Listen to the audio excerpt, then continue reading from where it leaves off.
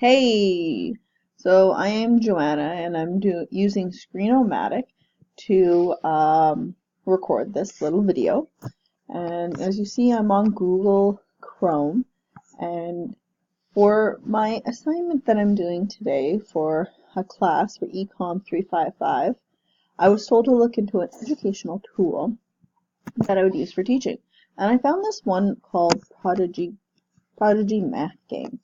I'm just going to load on here and go to my dashboard. So as you hear, I see I have my 4 students, and I'm going to view the class. And on my dashboard here, it shows my planner, so I can view my plans. It shows when I started and how much activity was used at home or in school. And if you go down here, it shows my students this week and the areas of their skills I think perhaps might be struggling. So I'm just going to go through this a little bit more here in detail.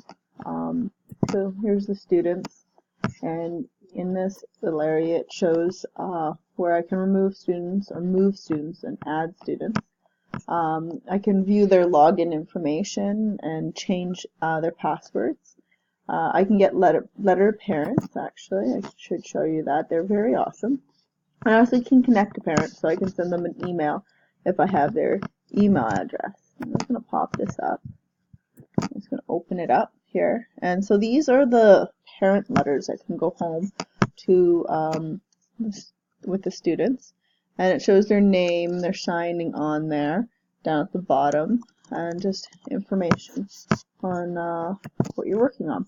So here is the planner, and I've already created some assignments here. Just family facts up to 20, comparing numbers, missing numbers, and classifying triangles and angles. So I've created those assignments, and here are the reports. So the reports is the weekly activity, and then curriculum coverage, and the topic coverage, and the student progress report. So I want to go into student progress report, and we're going to pull up a student that just started playing it last night, and we're going to go by scan. We're going to view her report. So as you see here, it shows the skills that I assigned her, that I created for math lessons, like missing numbers, back families to 20, and then dividing and multiplying, and the time spent on it, the questions, the amount, and the amount that she got correct with the percentage. It also shows identifying or classifying triangles on an angle, and it showed that she spent 3 minutes on it and that she answered 5 questions and got 60% correct. That is a very valuable tool that I would use for assessment to figure out where the students are.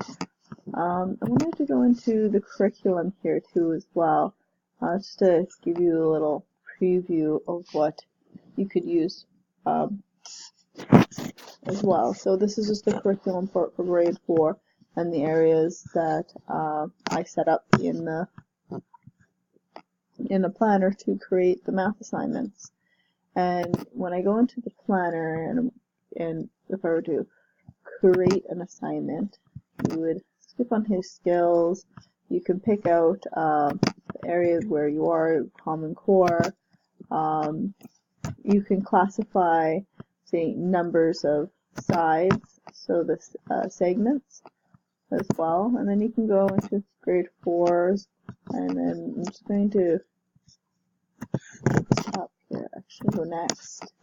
And then it allows you to pick the students. So let's say if I didn't want a Coral using it, I can not assign this to her as well. And then I can also pick the amount of questions that I'd like them to answer. So I can use 10, or if I think they need a little bit more practice, I can go 15.